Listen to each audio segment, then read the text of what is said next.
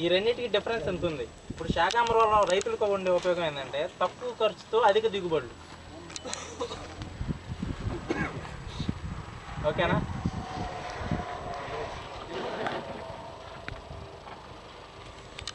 Main ఏంటంటే శాకాంబరం తక్కువ ఖర్చుతో అధిక దిగుబడులు వస్తాయి.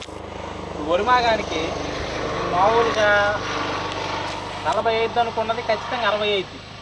మేము ఆల్రెడీ చూసాం. 3 ఇయర్స్ నుంచి ఇది ప్రాక్టికల్లో ఉంది శాకాంబరం.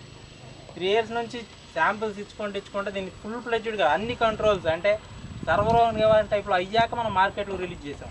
అది కూడా ఇప్పుడు ఫుల్గా శాంపిల్స్ ఇచ్చాం. ఇప్పటికి ఆంధ్రప్రదేశ్లో 14,000 లీటర్లు ఇచ్చినాం శాంపిల్స్, ఫ్రీ శాంపిల్స్. ఇప్పటివరకు ఏ కంపెనీ ఏ ఎంఎన్సీ కంపెనీ ఇవ్వదాం. ఇంకొక 6,000 లీటర్లు ఇస్తున్నాం రేపు జూన్లో. 20,000 లీటర్లు ఫ్రీ శాంపిల్స్ జూన్లో మార్కెట్లోకి వస్తుంది. అప్పుడు డీలర్స్ దగ్గర కూడా దొరుకుతుంది. ముందు ఇంత గ్రౌండ్ వర్క్ చేసాం అనమాట. ముందు 3 ఇయర్స్ నుంచి దీన్ని డెవలప్ చేసుకుని ఫుల్ కంట్రోల్, పెస్ట్ రానియదు, పురుగులు రానియదు, గ్రోత్ బాగుంటుంది, కాపు ఈల్డింగ్ ఫుల్ వస్తుంది. ఇది కెమికల్ కాదండి, ఇది ఇంకోటి కెమికల్ కాదు, only bacteria based, pure organic. ఇప్పుడు మీరు మిర్చి అయినా, కూరగాయలైనా, పప్స్ అయినా, దోశ అయినా, ఏదైనా కానీ వరైనా ఖచ్చితంగా మార్కెట్లో వాల్యూ ఎక్కువ ఉంటుంది. ప్రోడక్ట్కి మార్కెట్ వాల్యూ ఎక్కువ ఉంటుంది. వరిలో తాలు గింజ అనేది అసలు ఉండదు. ఇప్పుడు మిరప ఏది ఎట్లున్న కాయ తాలు ఎందుకైతే అవ్వదు. వరి కూడా అంత షైనింగ్ వస్తుంది, గింజ కూడా. కూరగాయలు కూడా అంత షైనింగ్ వస్తాయి. మేము కాకర చూసాము. కాకర 7 నెలల పందిరిది ఎంత సైజు ఉంది, ఇంత లావు ఉంది కాకరకాయ.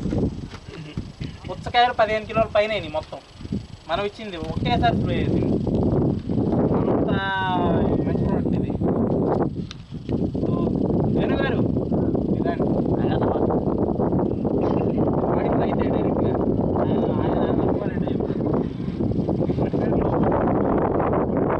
ఇప్పుడు ఇది కానీ కంటిన్యూస్గా ఒకే ఫీల్డ్కి 3 ఇయర్స్ వాడితే తర్వాత మామూలు వాడే పని కూడా లేదు. భూమి అంత సారవంతమైంది. తాతల కాలం నాటి భూములు ఎట్లా ఉన్నాయి అట్లా అవుతుంది. 15 రోజులకు ఒకసారి చేయాలండి.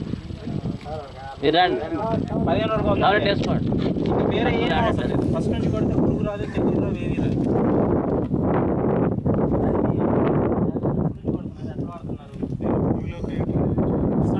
సాయిల్లో వాటర్తో పాటు మన గ్లూకోజ్ బాటిల్ ఉంటాయి కదా, గ్లూకోజ్ బాటిల్ ఉంది కదా, దాంట్లో ముందు ఒక 100 ml వేసి వాటర్ పోసి పైప్ ఉంటుంది. లేకపోతే అది కూడా అవసరం లేదండి.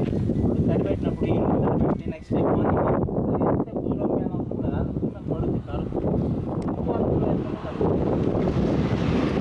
చెప్పండి. వచ్చేసి అన్నాని 10 ట్యాంకులు పైన కొట్టాను ముందు, కింద కూడా కాదు.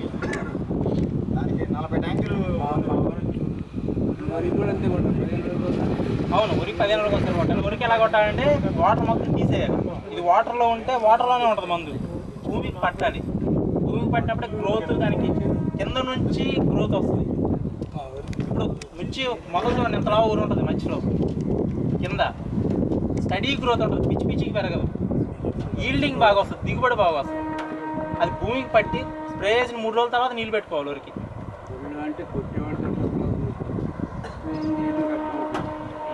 మనం చూసుకోలేదు. ఒకటిసారి ఫంగిసైడ్ పెస్టిసైడ్స్ వాడాల్సిన అవసరం రాదు. అగ్గితెగులు రాదు, బెడుగు రాదు,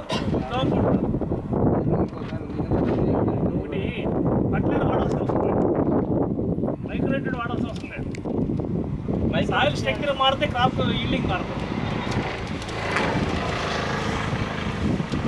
ఇప్పుడు ఇందులో మేజర్మెంట్స్ అన్నీ కలిసి ఉంటాయండి. అంటే మైక్రోన్యూట్రియంట్స్, ఇంకు, బోరాన్ అన్నీ కలిసి. ఆ తర్వాత పైన స్ప్రే చేయడం వల్ల ఉపయోగం ఏంటంటే వాతావరణం నుంచి మొత్తం లాక్కుంటుంది. సూర్యరశ్మి నుంచి నైట్రోజన్ తీసుకొని పొటాషియం కానీ సూర్యరశ్మి ద్వారా లాక్కుంటుంది. ప్లస్ భూమిలో ఏంటంటే భూమిలో ఆల్రెడీ ఫుల్ స్ట్రక్చర్ ఉంది. మనం చెడగొడుతున్నాం పెస్టిసైడ్స్ కొట్టి అదంతా పోతుంది. ఇప్పుడు దాన్ని అంతని న్యాచురల్గా తెచ్చి అందిస్తుంది మొక్కకి. భూమి సారవంతం దాంతో పాటు 100% ఎప్పుడైతే మీరు కెమికల్ ఫర్టిలైజర్ అప్లై చేస్తారో చెప్పండి అసలు ఎప్పుడు నుంచి కొడుతున్నారు, ఎలా కొట్టారో అది కొట్టాక దసరా పండగ కాడ నుంచి కొడుతున్నాను నేను. అంత ముందు అసలు పోయిన తోట పోయి మొత్తం ఏమన్నా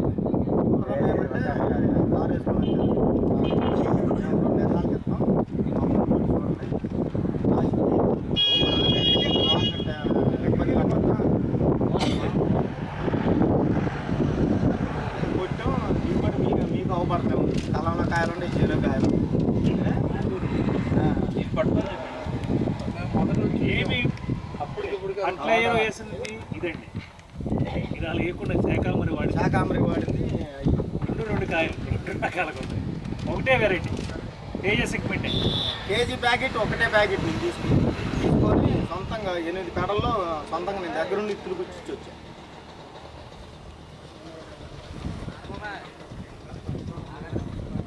చెప్పండి మీ అమ్మ వాళ్ళు ఎన్ని రోజులు చేశారు, దానికి ఎంత ఖర్చు పెట్టారు, దాంట్లో ఖర్చు పెట్టా 15 కట్ట ఎకరానికి వచ్చే